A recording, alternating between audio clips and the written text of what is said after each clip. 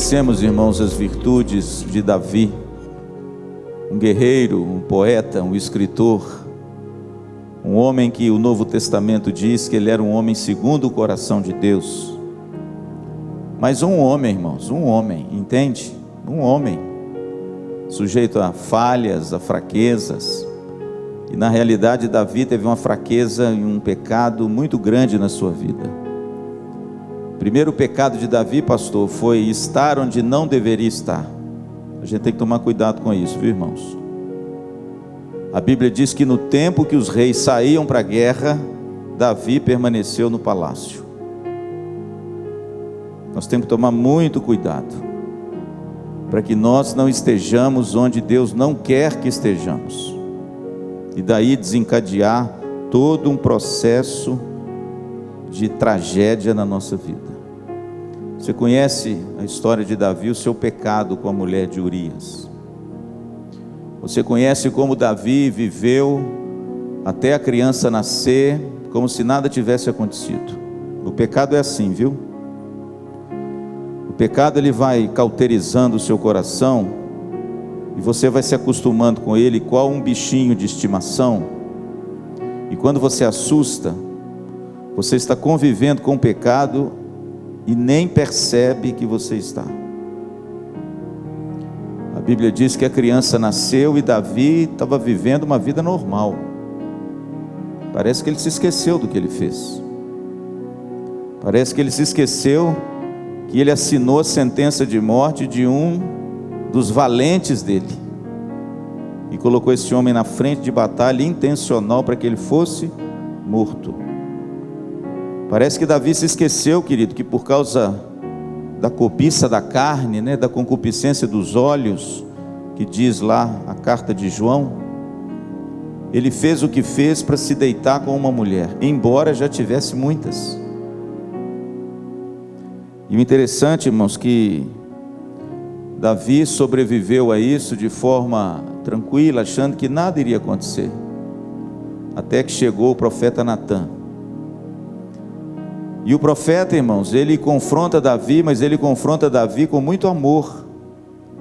Ele não chega com o dedo em riste, ele não chega acusando Davi de forma vil. Ele chega com muita inteligência, com muita beleza, com muita sabedoria, e ele conta uma história, meu pastor? Se você quer ler essa história de Davi, está lá em 2 Samuel capítulo 11, agora eu já estou no capítulo 12. O texto diz que Natã, irmão, se aproxima de Davi e conta uma história para ele de um homem rico e um homem pobre. O homem rico tinha várias ovelhas, o homem pobre só tinha uma. E ele conta uma história que veio um visitante visitar o homem rico, e ele deu um banquete para esse visitante, mandou matar uma ovelha. Só que ao invés dele matar uma de muitas ovelhas que ele tinha, ele pega a única ovelha do homem pobre e sacrifica a ovelha para servir o viajante. O texto diz, irmãos, que de forma muito irônica, Davi ficou irado com esse homem. E ele diz: esse homem precisa morrer. Que ingenuidade, meu pastor? O pecado faz isso com a gente, irmãos. O pecado cega a gente para as coisas que estão na frente da gente e a gente não vê. E Natã, irmãos, de uma forma corajosa, porque naquele tempo a palavra do rei era vida e morte. Se o rei mandasse matar, ele fazia assim. Se ele quisesse que vivesse, ele fazia assim. E a palavra do rei era a justiça final. E Natã não teve medo, irmãos. Ele chegou perto de Davi, depois que ele contou a história, e depois que Davi fica indignado, ele aponta o dedo para Davi e diz assim: tu és o homem. E o texto diz, irmãos, que Davi então cai em si, está igual o filho pródigo quando volta, A Bíblia diz que Davi cai em si, irmãos, e ele compreende que ele errou profundamente. E interessante que nesse período, o arrependimento de Davi é muito claro aos nossos olhos, porque você tem na sua Bíblia a declaração do arrependimento de Davi, em 2 salmos maravilhosos, o Salmo 32 e o Salmo 51. Pequei, Senhor, pequei contra ti, Contra ti fiz o que era mal, por isso envelheceram os meus ossos, pelos meus constantes gemidos de dia e de noite. E o interessante, irmãos, que Davi se arrependeu do pecado, e Natã então olha para ele e diz: olha, você se arrependeu, mas tu não morrerás. Mas aquilo que você fez em oculto, na sua casa, Deus vai fazer com que seja feito à luz de todo o povo com as suas mulheres. Coisa terrível, irmãos. Coisa terrível. O pecado te alcança. Não adianta. Mais cedo ou mais tarde, meu amado, você que é de Cristo e insiste em viver no pecado, ele vai te alcançar. E quando ele te alcançar, ele vai te envergonhar. E quando ele te alcançar, ele vai trazer a você escárnio e vexame. Foi isso que Natã disse para Davi. E ele disse ainda mais: vai acontecer algo terrível com seu filho. E nesse momento, eu quero ler com você a palavra de Deus. 2 Samuel, capítulo 12, a partir do verso 15. O texto diz assim: então Natã foi para a sua casa, e o Senhor feriu a criança que a mulher de Urias dera à luz a Davi, e a criança adoeceu gravemente. Buscou Davi a Deus pela criança, jejuou Davi e vindo, passou a noite prostrado em terra.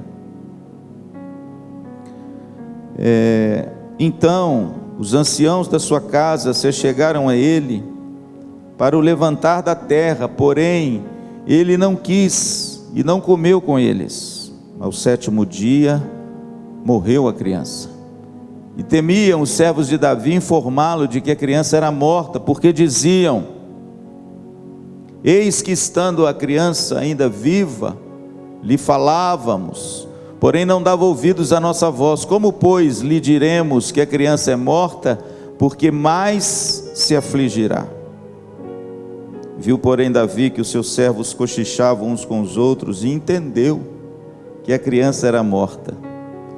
Pelo que disse aos seus servos: é morta a criança? Eles responderam: morreu. Então Davi se levantou da terra, lavou-se, ungiu-se, mudou de vestes, entrou na casa do Senhor e adorou. Depois veio para sua casa e pediu pão, puseram-no diante dele e ele comeu. Disseram-lhe os servos: que é isso que fizeste? Pela criança viva jejuaste e oraste, porém depois que ela morreu, te levantaste e comeste pão?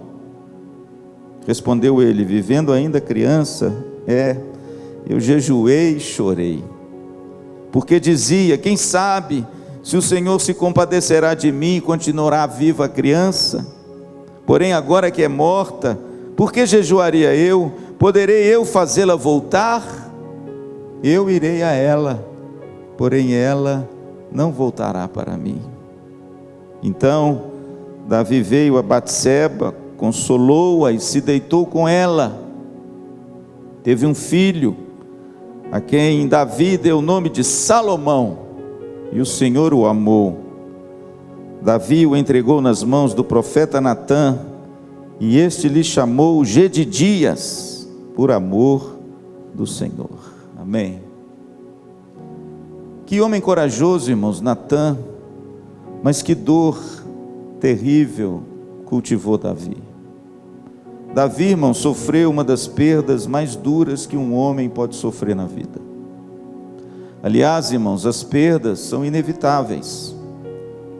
Não existe ninguém nessa vida que passará por ela sem as perdas. Todos nós, irmãos, percorreremos os caminhos dolorosos das perdas. Aliás, como eu disse aqui numa pregação passada, numa das suas crônicas, o Rubem Alves disse que quando nascemos, nós já perdemos, já nascemos perdendo o aconchego do útero materno, a presença aconchegante da mãe, e de repente somos lançados num mundo cheio de incertezas e insegurança.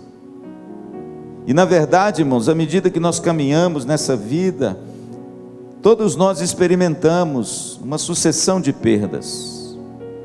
Perdemos às vezes a beleza, já falei sobre isso aqui. Perdemos a saúde, muitas vezes, como nós temos visto nesse ano, que eu acho que vai ficar na memória de todos nós. Certa feita eu estava dizendo a um irmão dessa igreja o seguinte: meu irmão, nós vamos ter uma história para contar para os nossos netos, né, Edi? Nós vamos ter uma história para contar que talvez eles lá na frente não vão compreender muito bem. Eles vão pensar: mas como? Um ano? E na verdade, irmãos, essa é a nossa vida. Perdemos os cabelos, né? Eu tinha um pastor lá na Betel, que era um cabeludão, o pastor Dalmo. Ele falou isso aqui. Pastor Dalmo, irmãos, quando eu cheguei na Betel, às vezes o pessoal da Betel está me ouvindo aí. Pastor Dalmo tinha um cabelão, irmãos, aqui, ó, cabelo grande. Você conhece hoje o pastor Dalmo, né? O pastor Dalmo hoje é carequinha. Perdemos, irmãos, perdemos os dentes, né? Que coisa terrível. Perdemos essa face às vezes lisinha, bonita, que a gente vê em fotos do passado e fica olhando para elas e dizendo assim: puxa, como eu era bonito. Como eu disse, irmãos, perdemos a saúde e às vezes perdemos o emprego nessa pandemia. Quanta gente, né, meu pastor? Perdeu o emprego, fechou os negócios. Hoje eu recebi da Carol Duarte, né? A Carolina, uma moça que trabalha com crianças aqui em Maringá, mas tem um ministério nacional. A lista, viu, meu presbítero, de todos os restaurantes e bares que fecharam em Maringá desde o início da pandemia. Sabe quantos são? Mais de 60.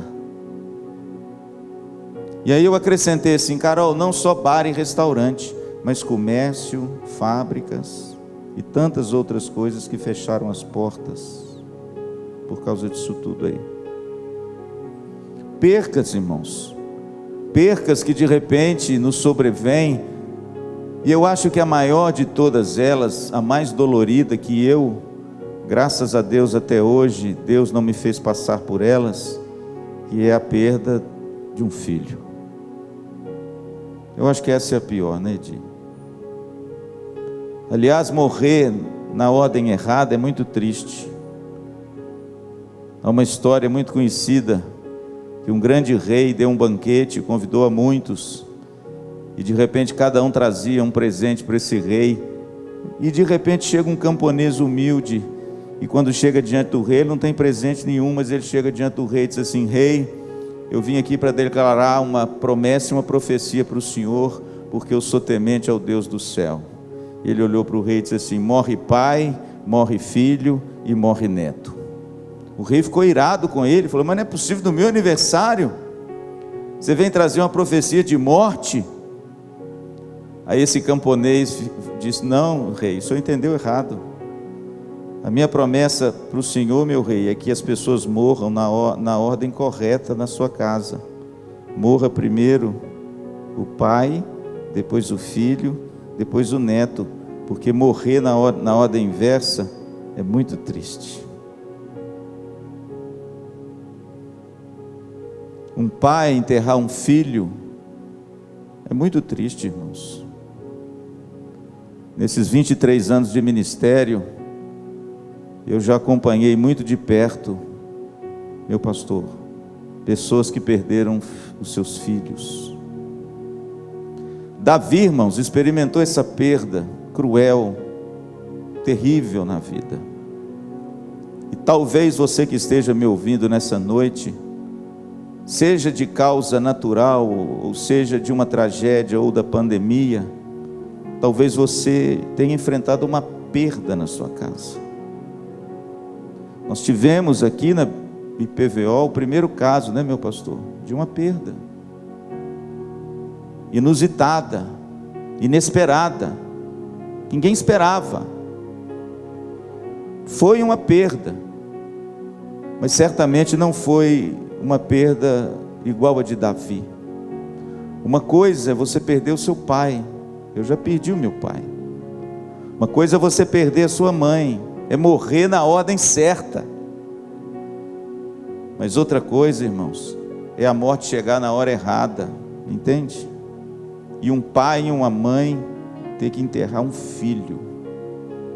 Irmãos, isso deve ser dolorido demais. Demais. Todos nós, irmãos, enfrentaremos as perdas nesse mundo. Nós estamos sujeitos a isso.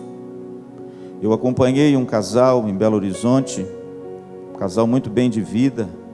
Ele, um homem destacado na sociedade, sua esposa, membro da nossa igreja, tinha uma filha linda, que era, a doçura da mãe, a ternura do pai. Uma menina, irmãos, que todos amavam pela beleza, pela bondade. Uma menina de 16 anos. Essa menina, meu pastor, num final de semana ela vai para um sítio. E numa das curvas, na estrada de Belo Horizonte a Ouro Preto, o rapaz que estava dirigindo o carro erra a curva e vem uma carreta do outro lado. E essa carreta, irmãos, ela rasga o carro onde ela estava, de fora a fora, exatamente onde ela estava sentada. Irmãos, vocês não imaginem a experiência que o pastor Luciano e a Tereza passaram com essa família. Você não imagina o que é eu ir com o pai reconhecer o corpo da menina. Irmãos, eu não gosto nem de pensar nisso. Tamanha dor dessa família, tamanha angústia dessa família. Despediram-se da filha numa manhã comum e nunca mais viram a filha com vida. Como enfrentar as perdas, meu pastor, de forma saudável? Como esse texto de Davi, na minha opinião, maravilhoso, nos ensina você que de repente perdeu um ente querido com Covid agora. Quem sabe você está sofrendo e chorando porque perdeu alguém muito parecido com essa moça. Você estava convivendo com ela até ontem, bem, né, meu pastor? Fazendo planos.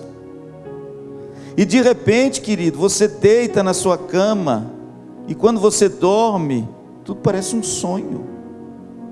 E quando você acorda, querido, você acorda com aquela sensação, entendeu? Amarga na boca, de que aquela pessoa não está mais com você. Num piscar de olhos. E de repente, querido, tudo perde o sentido, né? A vida acaba, estaciona, depressão, doença, e de repente tudo se perde. Mas Davi, irmãos, nos dá nessa noite 5 lições preciosas, que eu quero deixar rapidamente com você. Como enfrentar as perdas de forma saudável. Como você enfrentar e conviver com aquilo que não tem jeito de você não passar. Não tem jeito. Todos nós vamos perder alguma coisa que a gente ama um dia. E o importante não é você orar para não perder. O importante é você orar para conviver com a perda. Entende o que eu estou dizendo? Como, irmãos? Conviver com as perdas de forma saudável. Queria muito que Deus falasse ao seu coração nessa noite. Quero muito que o Espírito Santo traga alento, refrigério para a sua alma. Você, meu amado, que está com a alma angustiada, porque de repente perdeu alguém para essa pandemia horrorosa. Vejamos o texto. Em primeiro lugar, irmãos, convivemos com as perdas de forma saudável quando nós nos submetemos à vontade de Deus, em vez de nos rebelar contra ela.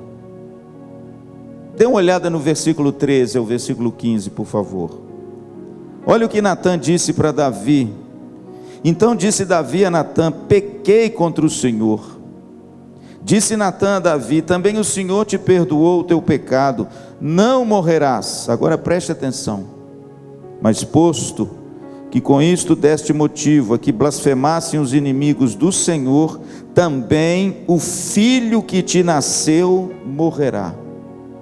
Então Natã foi para sua casa, e o Senhor feriu a criança que a mulher de Urias dera à luz a Davi, e a criança adoeceu gravemente. Irmãos, Davi recebeu da boca do profeta, meu pastor, a palavra de Deus, a vontade de Deus. Natã chegou perto de Davi e disse para ele duas coisas. A primeira foi das mulheres: aquilo que você fez escondido, eu vou fazer em plena luz. Isso se cumpriu, pastor? Cumpriu. Absalão fez isso malignamente, vilmente, despojou a autoridade do seu pai, deitando com as suas concubinas no eirado da casa à vista de todo o povo. E a segunda coisa, irmãos, que Davi recebeu de Natã é o seguinte: olha, esse filho que nasceu de ti, ele morrerá. E a Bíblia diz, irmãos, que no tempo certo, Deus feriu a criança e ela adoeceu gravemente. Pastor, como a gente pode conviver com as perdas de forma saudável? Irmãos, eu sei que às vezes a vontade de Deus contraria a sua. Eu sei que às vezes nós queremos algo, mas como diz o profeta Isaías, os pensamentos de Deus são maiores do que os nossos. A vontade de Deus é melhor do que a nossa. Ela é boa, ela é perfeita, ela é agradável. E quando nós nos deparamos com uma perda, nós que somos cristãos, guardem isso, nós que somos do Senhor, nós que amamos o Senhor, nós entendemos pela palavra de Deus que é a vontade de Deus, e nós nos submetemos a ela, não nos rebelamos contra ela. A pior coisa que tem, irmãos, é um cristão que se rebela contra a vontade de Deus, que quer que a sua vontade seja feita, que quer que Deus cumpra aquilo que ela deseja. Romanos diz que a vontade de Deus é boa, é perfeita e é agradável. Agora, deixa eu te dizer uma coisa: é boa porque serve os propósitos de Deus na sua vida, não é boa porque cumpre aquilo que você quer e deseja. Tem muita gente, irmãos, que está aí se rebelando contra Deus. Perdeu um ente querido, perdeu o emprego, perdeu um filho, perdeu a mãe, perdeu de repente a dignidade, perdeu o negócio e está se rebelando contra Deus, irmãos. Se tornou um crente rebelde, murmurador, reclamador, um crente que abandonou as coisas de Deus porque se rebelou contra a vontade de Deus. Deixa eu te dizer uma coisa, querido, nessa noite: já pensou se Jesus tivesse se rebelado contra a vontade de Deus? Aonde você estaria agora? Irmãos, a vontade de Deus para Jesus, desde que ele nasceu, qual foi, pastor? A cruz. Irmãos, desde que Jesus nasceu, Jesus veio para ela. Jesus foi a única pessoa que nasceu nessa terra com um decreto de morte, dizendo: olha, o propósito de Deus na sua vida, meu filho, é que você morra numa cruz. Eu não.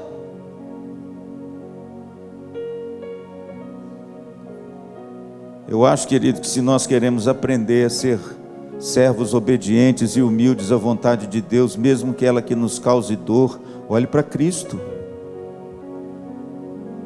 olhe para a obra de Cristo, olhe para a única companheira que Cristo teve a sua vida inteira, e no fim Ele abraçou de todo o seu coração. Quem era, pastor? Sua mãe? Não, a cruz. Veja em todo o tempo, querido, que Jesus nunca se rebelou contra Deus pelo fato de Deus ter enviado o seu próprio Filho para morrer por você e por mim. Pelo contrário, no jardim do Getsêmani, a Bíblia diz que Jesus estava com a alma angustiada até a morte, e ele orou, buscou os amigos, buscou a presença de Deus. Lucas disse que o seu suor se torna em gotas de sangue, e ele então ora por 3 vezes, dizendo: Senhor, que não seja feita a minha vontade, mas a tua vontade. E qual era a vontade de Deus, meu pastor? A cruz. Portanto, querido, aprenda a receber de Deus o bem e o mal, amém? Aprenda a ter no coração que a vontade de Deus, irmãos, mesmo muitas vezes contrariando a nossa, pela fé nós cremos que ela é boa, perfeita e agradável, e lá na frente nós vamos colher os benefícios disso, amém? Você quer conviver de forma saudável com a perda? Submeta-se à vontade de Deus, não se rebele contra Ele, que Deus seja o seu amigo e não o seu inimigo, amém? Em segundo lugar, irmãos, nós convivemos com as perdas de forma saudável quando buscamos a Deus em oração em vez de abandoná-lo. Versículo 16 e 17: buscou Davi a Deus pela criança, jejuou Davi e vindo passou a noite prostrado em terra. Então os anciãos de sua casa se chegaram a ele para o levantar da terra, porém ele não quis e não comeu com eles. Irmãos, é uma coisa misteriosa, maravilhosa. Depois que eles chegam, meu pastor, com a notícia que o filho de Davi enfermou, e depois dele ter nos ouvidos o eco da palavra de Natã, olha que coisa interessante esse texto. Ainda o eco nos seus ouvidos, assim: olha, a criança não viverá, ela morrerá. E de repente, quando eles chegam perto de Davi, diz assim: olha, sua criança está enferma. Davi deve ter pensado: meu Deus, chegou a hora. Agora, a beleza de tudo, irmãos, e isso eu acho que mostra porque que Davi era um homem segundo o coração de Deus, que quando ele recebe essa notícia, irmãos, a Bíblia diz que Davi buscou o Senhor.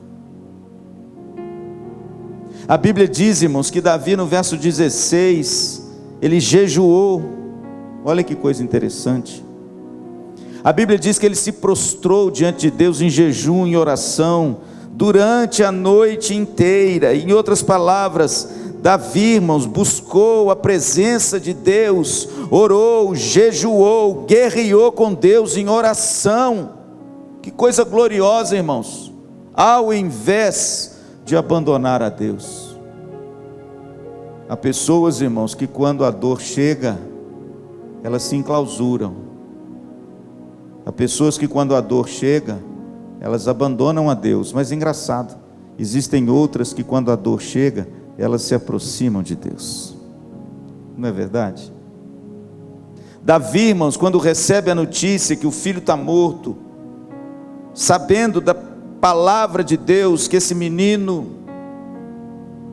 não viveria, ele não deixa de orar. Pastor, por que Davi orou? A resposta está aí na sua Bíblia.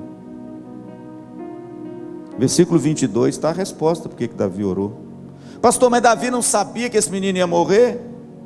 Mas olha a resposta de Davi: vivendo ainda criança, eu jejuei e chorei, porque dizia: quem sabe se o Senhor se compadecerá de mim e continuará viva a criança? Sabe por que Davi orou, irmãos? Porque eu oro e porque você ora. Porque o nosso Deus é o Deus da esperança, e a gente ora, a gente clama, a gente pede, e não abandona o Senhor, e não se rebela contra o Senhor, mas pelo contrário, a Bíblia diz que Davi, mesmo tendo, irmãos, a palavra de morte contra esse menino, ele orou, ele buscou o Senhor, ele jejuou, ele chorou. Por quanto tempo, pastor? Por 7 dias. Daqui a pouco nós vamos ver. Eu me lembro de Elias, estou me lembrando agora de Elias, na viúva de Sarepta, em 1 Reis 17, a Bíblia diz que essa viúva tinha um único filho, lembra, pastor? Era tudo que ela tinha, era um menino, e a Bíblia diz que esse menino adoece e morre. Mas o que Elias fez? Lamentou, abandonou a Deus, falou que Deus estava tratando com ele, ou estava judiando dele, porque já tinha seca, já tinha fome, já tinha miséria, agora o menino morre. Deus, meu filho, o que você está fazendo? Não, sabe o que Elias faz? A Bíblia diz que Elias entra no quarto, se deita diante do menino, em cima do menino, e ora uma vez, e ora a segunda vez, e ora a terceira vez. Essa viúva teve uma grande perda, mas qual foi a reação do homem de Deus? Orar. Portanto, meu amado, você quer conviver com as perdas de forma saudável? Busque a Deus, não abandone o Senhor, fonte das águas. É só Ele que pode enxugar suas lágrimas, é só Ele que pode te trazer alento, é só Ele que pode derramar no seu coração algo que homem nenhum pode derramar, a graça de Deus. Eu disse a um irmão querido dessa igreja, alguns dias atrás: meu amado, não fique desnorteado, sabe por quê? Porque a graça de Deus vem do mesmo tamanho que o sofrimento de Deus. E a Bíblia diz que para os seus filhos, a tentação e o sofrimento nunca será insuportável. Por quê? Porque a graça assiste. Louvado seja Deus, amém? A graça, irmãos, assiste na hora certa. E aonde vem a graça? Em Jesus Cristo. Lembra lá de Paulo a Timóteo, na segunda carta, no capítulo 2? Fortifica-te na graça que está em Cristo Jesus. Querido, você sofreu uma perda? Sofreu? Não abandone ao Senhor. Pelo contrário, busque ao Senhor em oração. Aproxime-se mais e mais ainda de Deus, porque Ele é poderoso para restaurar você. Amém? Em terceiro lugar, irmãos, veja o versículo 18 a 20. Ao sétimo dia, pastor, quanto tempo Davi chorou, orou e jejuou? Está aí no texto. Ao sétimo dia, morreu a criança, e temiam os servos de Davi informá-lo de que a criança era morta, porque diziam: eis que estando a criança ainda viva, lhe falávamos, porém não dava ouvidos à nossa voz. Como, pois, lhe diremos que a criança é morta? Por mais se afligirá. Viu, porém, Davi que seus servos cochichavam uns com os outros, e entendeu que a criança era morta. Pelo que disse aos seus servos: é morta a criança? E eles então responderam a Davi: morreu. Verso 20. Olha a reação desse homem, irmãos. Primeira reação, quando eles dão a notícia que o menino enfermou, o que ele faz? Ele ora. Ele não se rebela contra Deus, ele ora, ele busca a Deus. Por quê? Porque ele tem esperança que Deus possa se compadecer dele. Mas agora, irmãos, há uma outra reação também que chocou as pessoas do palácio. Verso 20. Então Davi se levantou da terra, lavou-se, ungiu-se, mudou de vestes, entrou na casa do Senhor e adorou. Depois veio para a sua casa e pediu pão. Puseram-no diante dele e ele comeu. Irmãos, os serviçais da casa, do palácio, os funcionários lá do palácio, quando viram o menino enfermo e Davi orando, jejuando e chorando, e de repente esse menino morre, eles temem dar notícia para Davi. Por quê? Porque na cabeça deles, na ideia deles, meu pastor, é o seguinte: se esse homem está desse jeito, com esse menino doente, com esse menino morto, esse homem vai pirar. Esse homem vai sucumbir, porque se o menino doente, ele já está desse jeito, prostrado em terra, não come, ora, jejua, se esse homem souber que esse menino morreu, esse homem vai dar um cabo da vida dele. E eles cochichavam no palácio, com medo de quê, pastor? De contar para ele. E Davi mesmo pergunta: escuta, o que está acontecendo? Por que vocês estão cochichando uns com os outros aí? E aí de repente Davi pergunta: escuta, o que aconteceu com a criança? Me fala, como é que está a criança? Aí, olha, morreu. Irmãos, eu acho que foi a notícia mais dura que esses homens poderiam dar a Davi. Eu acho que eles esperavam tudo, menos isso aqui. Mas a Bíblia diz, irmãos, que quando eles dizem que a criança morreu, eu acho que todos ficaram boquiabertos com a reação de Davi. A Bíblia diz que Davi fez 4 coisas, olha aí. Primeiro, Davi se levantou. Olha que coisa bonita. Por quê? Porque ele estava prostrado em oração. Segundo, Davi se lavou. Terceiro, Davi se ungiu, por quê? Porque ele era o rei. E quarto, a Bíblia diz que Davi mudou as suas vestes. O que significa isso? Ele deve ter tirado o pano de saco, né, meu pastor? Porque naquele tempo era assim. O pano de humilhação e de vergonha de alguém que clamava a Deus por alguma coisa, e deve ter colocado em si de novo o que, meu pastor? As vestes reais. As vestes reais. E a Bíblia diz que depois de devidamente lavado, ungido, com as vestes de rei, a Bíblia diz que ele entra na casa do Senhor e faz o quê? E adora. E adora a Deus. Eu acho que o pessoal do palácio deve ter ficado assim escandalizado com Davi. O que é isso? Que reação é essa? O menino morreu e esse homem parece que... E aí de repente, depois que ele sai do palácio, meu pastor, ele faz o quê? Depois de 7 dias sem comer, você faz o quê, meu pastor? A Bíblia diz, irmãos, que ele foi para sua casa e pediu pão, e eles puseram-no diante dele, e ele comeu. Veja que ele não estava um homem deprimido, aquele que não tem fome porque perdeu o filho. Pastor, como conviver com as perdas de forma saudável? Nós convivemos com as perdas de forma saudável, irmãos, quando nós retomamos a nossa vida, em vez de paralisá-la pelas perdas. Pastor, o que Davi fez? Depois que ele perdeu essa criança, ele retomou a vida. Retomou a vida. Entende? Simples assim. Ele não permaneceu prostrado. Ele não permaneceu paralisado pela circunstância. Ele não permaneceu preso e de repente olhou tudo e a todos sobre o óculos da morte. Não. A Bíblia diz que de forma surpreendente, esse homem se levanta, se lava, põe as suas vestes, se unge, abre o templo, adora, põe um banquete, come, para surpresa de tudo e de todos. Sabe o que significa isso, pastor? Não deixe, meu irmão, as perdas paralisarem você. Tem muita gente que quando perde alguma coisa, acha que perdeu a vida. Como eu vou viver sem fulano de tal? Você já ouviu isso?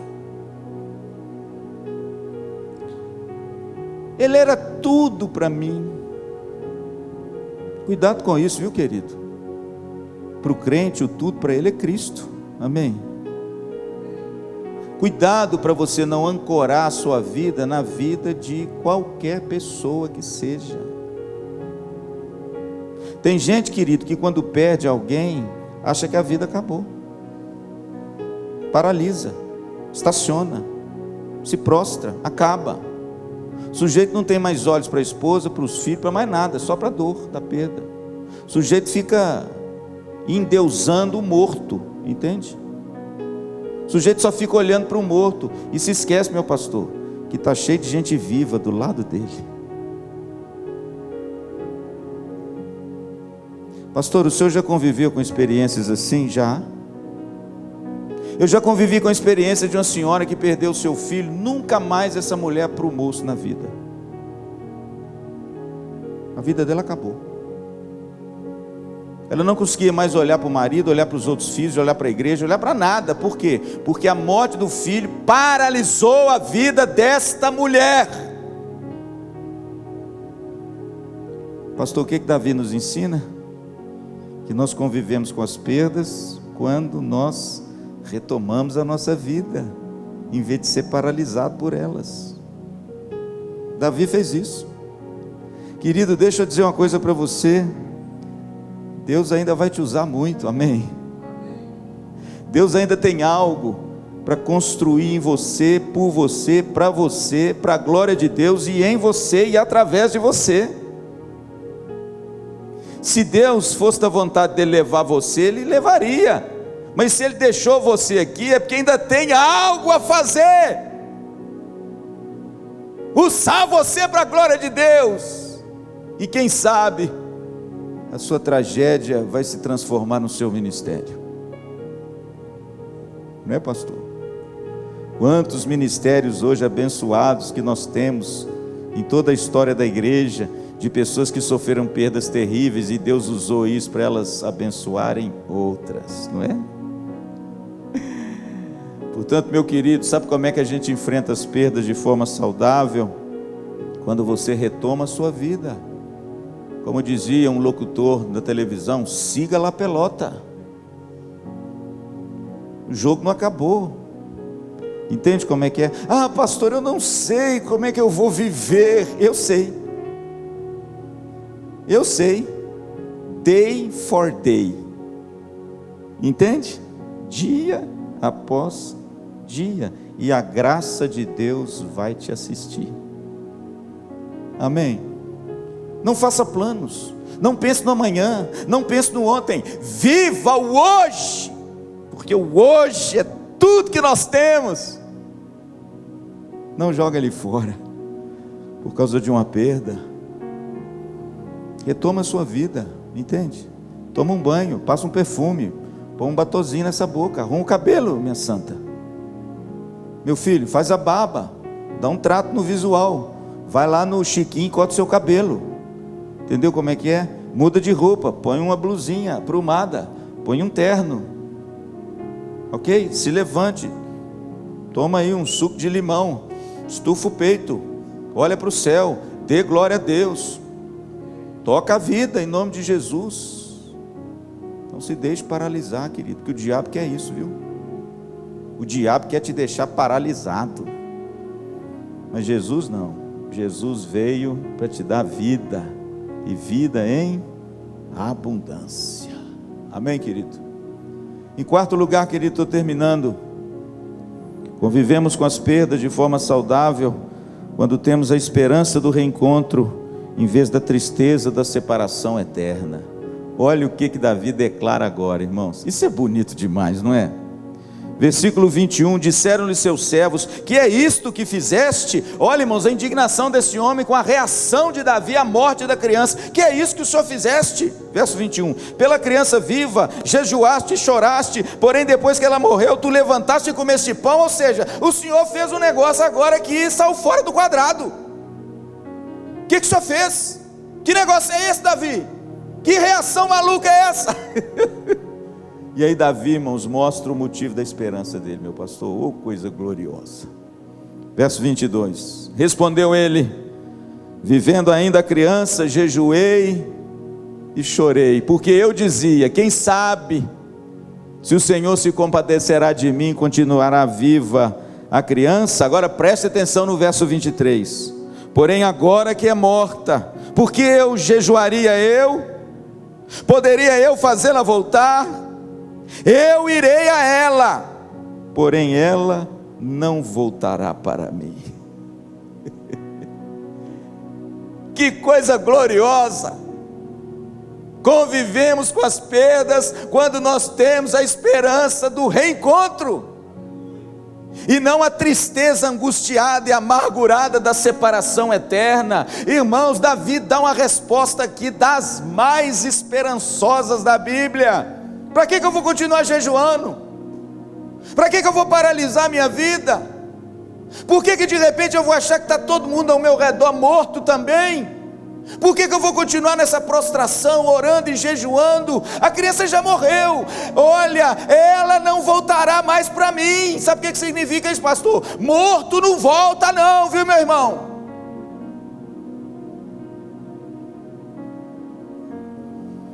Tem muito crente espírita dentro das igrejas, meu pastor.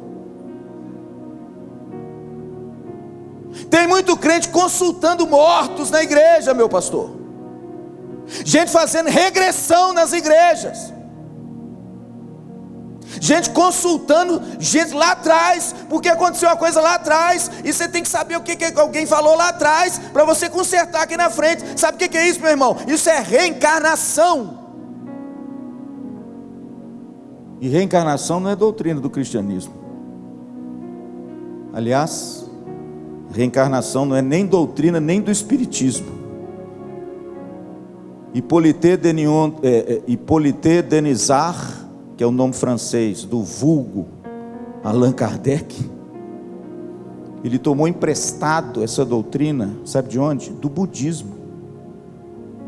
e colocou essa doutrina dentro do Espiritismo, dizendo que quando você morre, você se reencarna e volta várias vezes para você se aprimorar, e você pode se comunicar com os mortos. Irmãos, essa doutrina é antibíblica. Por quê? Porque a resposta de Davi é maravilhosa. Sabe por que eu vou retomar a minha vida? Sabe por que eu me levantei, me lavei, fiz a barba, troquei de roupa, comi, adorei a Deus na igreja? Sabe por que eu não abandonei o meu Deus?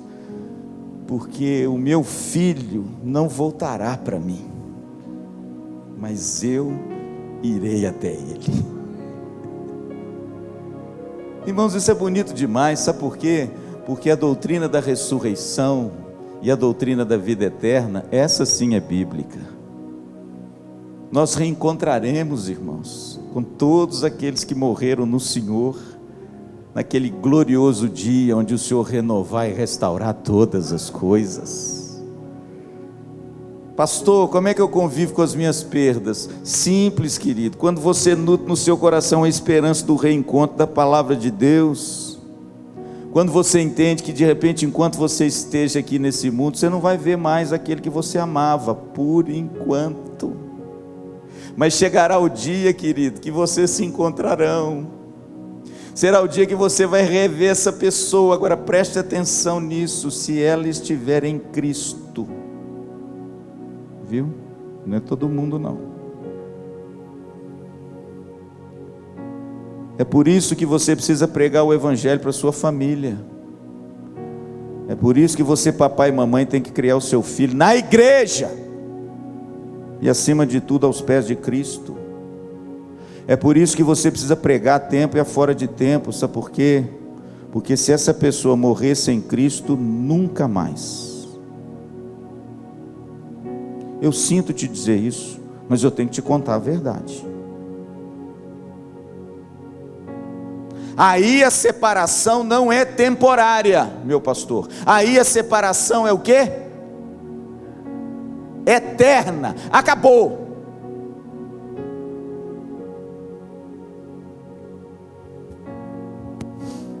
Mas louvado seja Deus, que aqueles que morrem em Cristo, mesmo próximos de nós reaveremos de novo. Amém. Davi disse: olha, eu fiz isso tudo e choquei vocês porque eu creio na ressurreição dos mortos. Eu creio que aquele que morre em Cristo está com o Senhor, e eu creio que um dia nós vamos nos reencontrar. Amém? Você conhece a história de Jó, não conhece? A história de Jó diz que Jó era um homem muito rico, meu pastor. Ele tinha 7.000 ovelhas, 3.000 camelos, 500 juntas de bois. A Bíblia diz que ele tinha 500 jumentas e 10 filhos, 7 filhos e 3 filhas. Não tinha ninguém na terra daquela época igual a Jó. Família bonita, homem crente, orava pelos seus filhos, todos os dias ia na casa dos filhos, apresentava os holocaustos, orava pelos seus filhos. Se há alguém na Bíblia e nesse mundo que perdeu mais coisas no mesmo momento, foi Jó. Ninguém igual a ele. Jó perdeu tudo. Se há alguém que perdeu alguma coisa na saga humana, ninguém se iguala a Jó. Por quê? Porque a gente perde ao longo da vida, não é? Perde aqui, perde acolá, depois perde ali. Jó não. Jó numa pasada só, ele perdeu o quê? Tudo. Perdeu tudo. Perdeu seus bens, perdeu tudo que ele tinha, perdeu a saúde, perdeu o respeito da mulher, e que é o pior, meu pastor? Perdeu seus 10 filhos numa noite só. Você já imagina isso? Você imagina 10 caixões na sala, com todos os seus 10 filhos mortos, porque houve um terremoto, uma tragédia, e quando eles estavam comendo e bebendo numa festa, a casa caiu e matou todo mundo? Pois isso aconteceu com Jó. Mas interessante, irmãos, quando chega no final do livro, eu vou correr aqui, porque nós temos esse lockdown horroroso aqui em Maringá, entende? Aí é o seguinte, eu vou correr aqui. Quando chega lá no capítulo 42, depois de muita conversa e amigo na história, e coisa boa falando, coisa ruim, enfim, lá no final a Bíblia diz que quando Deus faz uma série de perguntas para Jó e ele não consegue responder nenhuma, porque é assim mesmo, a gente nunca coloca Deus no banco dos réus. É nós que temos que responder a ele. E a Bíblia diz que depois disso tudo ele põe a mão na boca e se arrepende, falou: falei demais, falei o que não devia. E a Bíblia diz então que Deus restaurou a sorte de Jó quando ele orava pelos seus amigos. E a Bíblia diz que essa restauração de Jó foi muito bonita, sabe por quê? Porque antes de Deus restaurar Jó, a Bíblia diz que Jó viu que o Redentor dele vivia, e que por fim se levantaria nessa terra. Jó morreu crente em quem? Em Jesus, irmãos. E a Bíblia diz lá no capítulo de número 42, no finalzinho, que Deus deu em dobro tudo que Jó tinha. Ele tinha 7.000 ovelhas, 14.000. A Bíblia diz que ele tinha 3.000 camelos, 6.000, pode ler o texto, 500 juntas de boi, 1.000, 500 jumentas, 1.000, mas interessante, pastor, não deu para eles o dobro de filhos, deu para ele o mesmo número de filhos e de filhas, nasceram-lhe depois 7 meninos e 3 meninas, igualzinho no início. E sabe o que diz o texto, André? Que as filhas de Jó eram bonitas sim, igual você, minha santa. Eram as moças mais lindas que existe naquele tempo, eram as filhas de Jó. E a Bíblia restaurou a sorte de Jó. E o estado final de Jó foi melhor do que o inicial. Pastor, por que ele não deu em dobro os filhos também? Porque ele já tinha os filhos. Continua sendo dele. E na eternidade para sempre, ele vai conviver com eles. Entende? Aqui ele teria os 10, mas lá ele teria 20. Pastor, como é que a gente convive com as perdas de forma saudável? Oh, glória a Deus, sabendo que um dia a gente vai encontrar, e a gente vai viver para sempre, amém? Deixa eu terminar, irmãos, que está todo mundo querendo ir embora, né? Verso 24.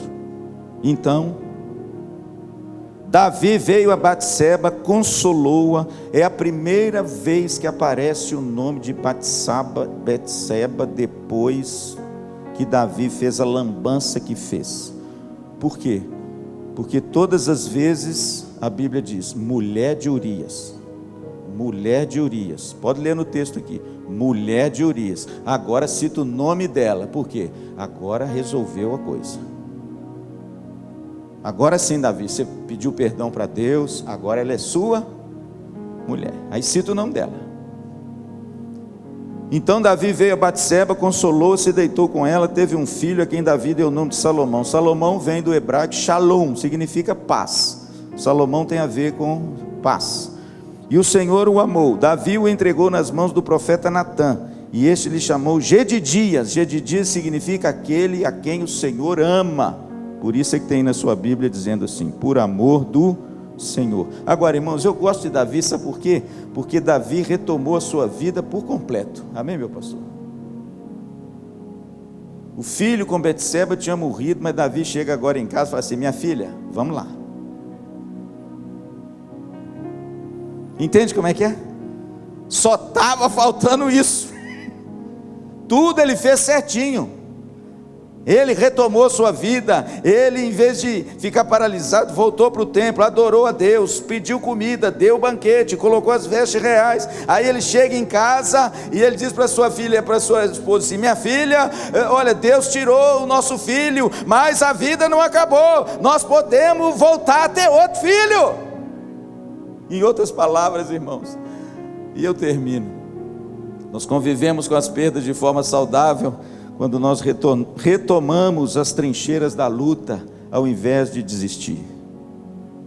Retomamos as trincheiras da luta. Em outras palavras, minha filha, vamos lá.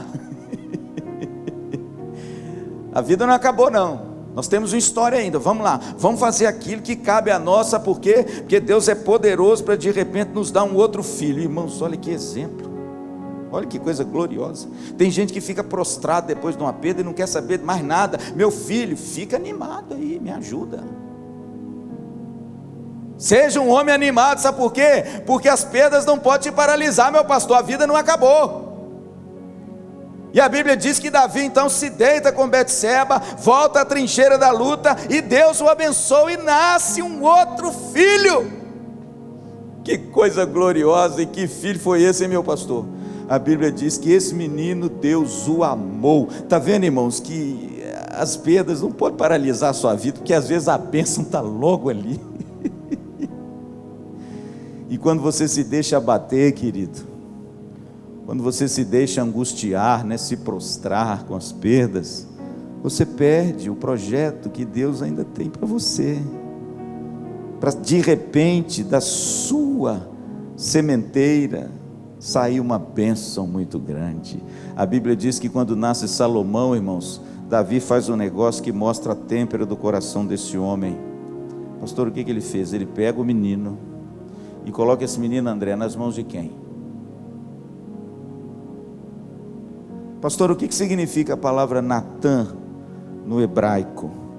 A palavra Natã significa dádiva. Natã é uma dádiva. Natã é a pura graça de Deus, dada a Davi para despertar Davi, dada a Davi para trazer a palavra de Deus ao coração de Davi, para que ele restaurasse a sua casa. Aquele homem que não poupou a verdade e confrontou Davi com muito amor. Cuidado, viu, querido? Você pode confrontar a verdade, mas por favor, com amor.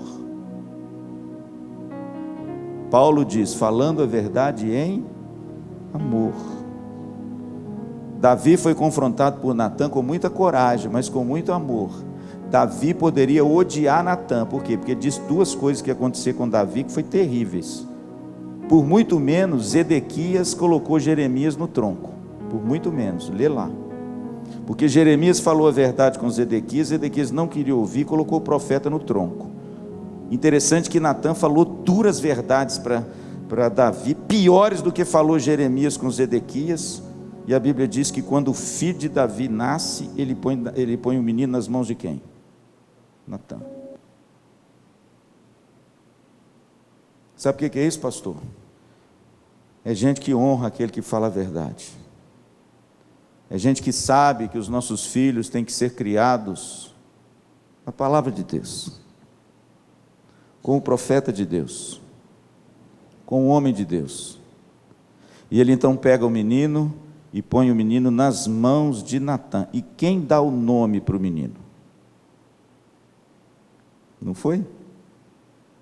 A Bíblia diz que Natã olha para o menino e diz, esse menino, ele não é Salomão, ele é Gedidias. Por quê?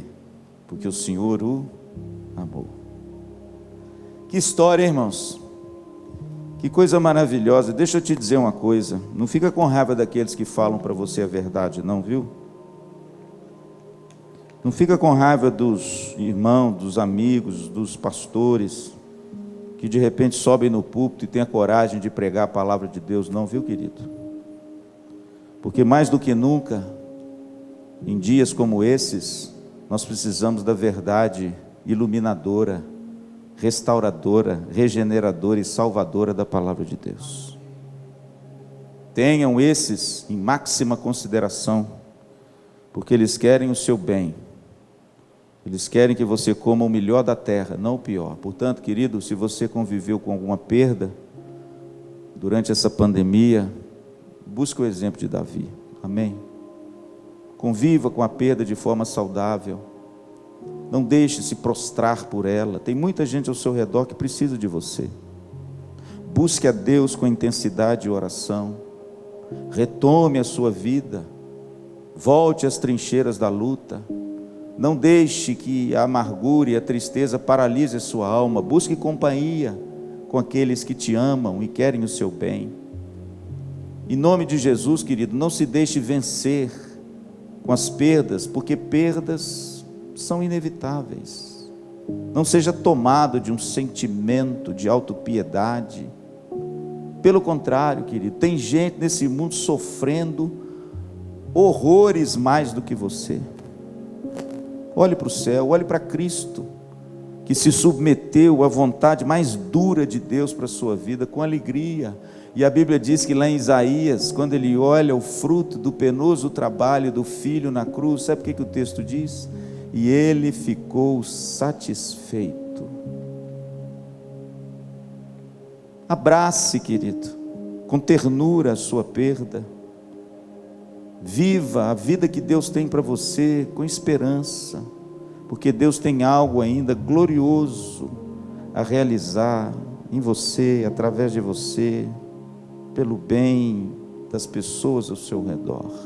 Eu quero orar com você.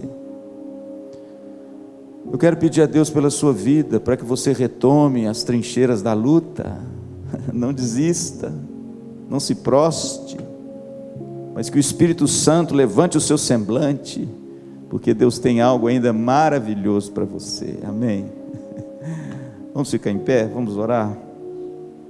Querido Deus, obrigado, Senhor, por essa história tão encantadora, tão sublime, que traz para nós verdades tão profundas e nos ajudam tanto a conviver com as perdas, que a gente sabe que são inevitáveis, mas que quando chegam, muitas vezes paralisam muita gente. Ajuda-nos, ó Deus, a mirar no exemplo de Davi, que não se deixou abater com a morte do seu filho, pelo contrário, nutriu no coração a esperança do reencontro.